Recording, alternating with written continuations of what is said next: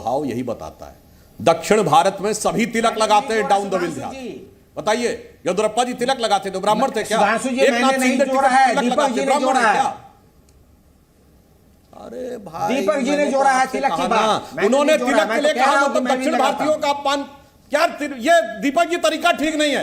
हर व्यक्ति बीच में डिस्टर्ब करने लगा है। मैं इसलिए कह रहा हूं, मैं बोलूं सबका फीडर ऑफ रखिए। ये तरीका ठीक नहीं। जैसे अनकंफर्टेबल फैक्ट आते हैं तुरंत ये लोग डिस्टर्ब करना शुरू कर देते हैं। अगर जगदा बाबू ने बोला मतलब सारे दक्षिण भारतीयों का अपमान किया। जाके दक्षिण में देखिए, कोई अंतर नहीं है कि कौन किस जात का, सब तिलक लगाते हैं। और यही पूरे भारत में था मुस्लिमों के आने से पहले। क्योंकि जब तिलक देख देख कर मारा जाने लगा तो इस कारण से लोगों ने यह बात छोड़ी। और मैं ये भी बात बता देता हूं, तिलक और जनेऊ जो आप बात कहते हैं हर व्यक्ति पहनता था। अरे हनुमान चालीसा में हनुमान जी के लिए भी लिखा है, हाथ वज्र और ध्वजा विराजे, कांधे मूंज जनेऊ साजे। एक्चुअली में क्या है कि विदेशी मानसिकता इस कदर धरी हुई है कि भारत की वास्तविकता को समझ नहीं पा रहे हैं। और कॉन्टेक्चुअलाइज करके मैं बताता हूं दीपक जी, कॉन्टेक्स्ट जानते क्या है? जब भारत में कोई विदेशी आयोजन बड़ा होने वाला होता उससे पहले एक सीन क्रिएट किया जाता है। 2015 में बैरक ओबामा अमेरिका के राष्ट्रपति भारत आए। पहली बार गणतंत्र दिवस पर अमेरिका का राष्ट्रपति आकर शरीक हुआ और विश्व में पहली बार 3 घंटे के लिए अमेरिका का राष्ट्रपति खुले आकाश में बैठा। उससे पहले याद करिए, दिल्ली में चर्चों पे हमले मचा दिया, हो हल्ला इतना कि किसी तरीके से देश की छवि खराब हो। अब आइए 2020 में डोनाल्ड ट्रंप भारत आए। उससे पहले बाकायदा ये इन्वेस्टिगेशन में आया, उमर खालिद ने बोला कि ट्रंप के आने से पहले कुछ करना है और दिल्ली में दंगे हो गए। अब G20 की समिट हो रही है, अब तो बहुत बड़ा आयोजन हो रहा है।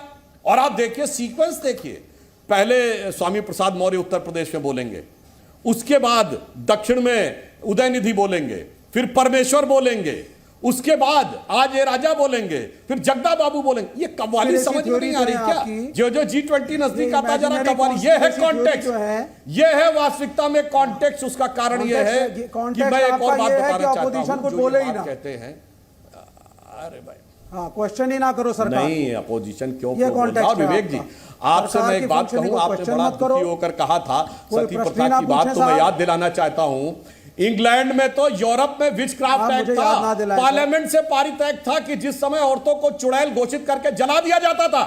विलियम बेंटिक यहां कह रहा था कि सती प्रथा और यूरोप में जलाया जा रहा था चुड़ैल घोषित करके। विवेक श्रीवास्तव पता है आपको? वो तो नहीं पता होगा। नहीं, सुनिए आप मेरी बात को ध्यान से। अरे सुनो भाई, विवेक श्रीवास्तव नाम सुने हो विचक्राफ्ट एक्ट का? नहीं, आप सुनिए मेरी बात। कब हुई है? 1952 तक रहा है। और आप जब भारत में तो अरे भारत में तो भाई कांग्रेस की अध्यक्षा रही महिला, और इंग्लैंड में विचक्राफ्ट एक्ट था। अच्छा, एक कम्युनिस्ट कंट्री बताइए जहां महिला अध्यक्ष रही हो। बताइए आज तक एक कम्युनिस्ट कंट्री बताइए जहां महिला हेड ऑफ द स्टेट रही हो। आज बात में करिएगा, बोलिए, धर्म इतना जवाब दीजिए कि यहाँ कोई समस्या कभी थी नहीं।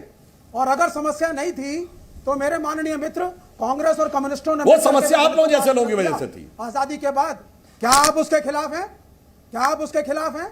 क्या सनातन धर्म? अरे भाई कम्युनिस्ट कहां से आ गए भाई? हमने दलितों, भाई कम्युनिस्ट कहां से आ गए? आप सुनिए पहले, जहां भाई ज्योति बसु ने कहा था आरक्षण की जरूरत नहीं है। कम्युनिस्ट कहां से आ गए भाई? अरे सुनिए आप पहले, कम्युनिस्ट कहां से आ गए? सुनिए पहले श्रीमान जी, सुनिए पहले। अरे भाई पहले ये बताओ। अच्छा, अरे पहले बताओ, स्टालिन ने जो मस्जिदें उड़वाई थी वो सही था कि नहीं? कम्युनिस्टों के कहने पे नेहरू ने देश को, और ये धर्म को अफीम मानने वाले सनातन धर्म पे बहस करने लगते हैं। गीता का श्लोक बता नहीं पाए। हाँ, ऐसा नहीं। अच्छा, गीता का श्लोक बता दीजिए, उसके बाद बोलिए। 18वें अध्याय में चले जाइए। या मैं ना कोई, मैं आपको साफ साफ बता दिया। नहीं, 18वें अध्याय में नहीं है भाई। वर्ण व्यवस्था, जाति प्रथा थी। अच्छा, श्लोक बोलो ना, बोलो ना, शर्मिंदगी की जरूरत है और आरक्षण देना चाहिए। अगर आप मुझे गलत समझते हैं तो कह दीजिए कि आरक्षण नहीं देना चाहिए, और कह दीजिए मंडल कमीशन गलत था, कह दीजिए आप। लेकिन यह सनातन की कुरीति थी। मैट्रिमोनियल कॉलम्स में आज भी इंटरकास्ट मैरिजेस को डिस्करेज किया जाता है। चाहे किसी पोर्टल पे चले जाइए इंटरनेट के, या अखबार का मैट्रिमोनियल कॉलम आप खोलिए, बनिया में शादी, ब्राह्मण में शादी, दलित में शादी, विवेक भाई तो विवेक श्रीवास्तव काहे लगाए अपने नाम के आगे? विवेक श्रीवास्तव, और क्या आप भी विवेक भाव लगवाइए। क्या प्रोग्रेस के लिए फिर विवेक श्रीवास्तव क्यों लिखते हैं भाई? मैरिजेस को एनकरेज नहीं करना। और मैं बताऊं, तो क्या मंडल लागू करने के खिलाफ और अगर कम्युनिस्टों की वेस्ट बंगाल की सरकार थी, तो पेरियार कहां? एक बात, सरकार जहां मंडल नहीं लागू हुआ, बताइए ना आप। सुनिए, ज्योति बसु की सरकार ने मंडल लागू किया था क्या? नहीं। जो आरक्षण के खिलाफ थे वो आज आके आरक्षण के पक्षधर बन रहे हैं। ये बताइए, विवेक जी आप चिल्ला रहे हैं, आपका ऑडियो कट रहा है, प्लीज विवेक जी का ऑडियो ठीक करिए। एक मिनट अब सुधांशु जी, मेरा टाइमर तो फेल हो गया, आज मैं भी फेल हो गया। विवेक जी जब बोलना शुरू करते हैं ना, विवेक जी बोलना शुरू करते हैं ना, विवेक जी क्या तरीका है? एक व्यक्ति सिर्फ डिस्टर्ब करने के लिए आया है, सिर्फ चिल्लाने के लिए आया है, क्योंकि उसे पता है उसके पास फैक्ट नहीं है, उसको कम्युनिस्ट पार्टी का पता नहीं है, उसको विचक्राफ्ट एक्ट का पता नहीं है, स्टालिन के बारे में बोल नहीं सकता, गीता का जो श्लोक कोट कर रहा है वो श्लोक नहीं बोल सकता। इसे कहते हैं, इसलिए सिर्फ क्षेत्राई करने के अलावा कोई विकल्प नहीं है, हर बात में चिल्लाता चला जा रहा है। और मैं कह रहा हूं केरल सुनिए, कम्युनिस्टों ने रिजर्वेशन नहीं लागू किया, ज्योति बसु मंडल लागू करने से मना कर दिया, और आज देखिए बेशर्मी की हद आके बोल रहे हैं हमसे। वो डिस्कशन था।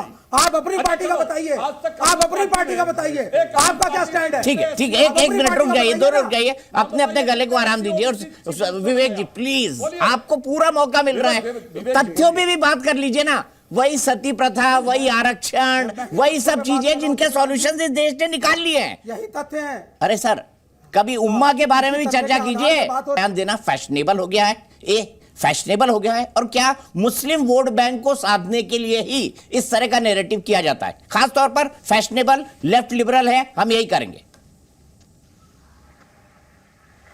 खैर उस पर मैं कोई टिप्पणी नहीं करूंगा, लेकिन अगर किसी का ये खामख्याली है कि आप किसी धर्म